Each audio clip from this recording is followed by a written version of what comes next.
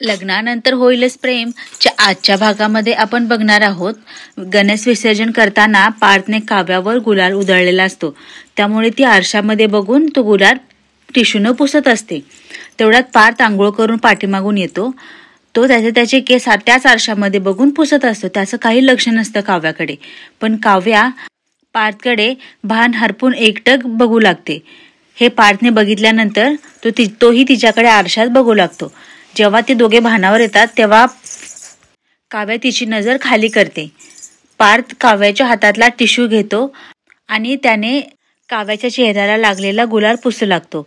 पुसता पुसता तो तिच्या भांगाजवळ येतो, जिथे कपाळावर तिला गुलाल लागलेला असतो. तो गुलाल पुसण्याच्या ऐवजी तो पूर्ण भांगामध्ये पसरवून टाकतो. जेव्हा काव्याला हे कळतं तेव्हा म्हणते, काय केलं हे देशमुख तुम्ही? अहो, तो गुलाल पुसायचा होता, तुम्ही तर सगळ्या भांगामध्ये पसरवून टाकला. तेव्हा लगेच पार्थ फ्लो मध्ये उत्तर देतो, तोच तर प्लॅन होता. जेव्हा काव्या त्याच्याकडे रागाने बघू लागते तेव्हा पार्थ खाली मान घालून तेथून निघून जातो.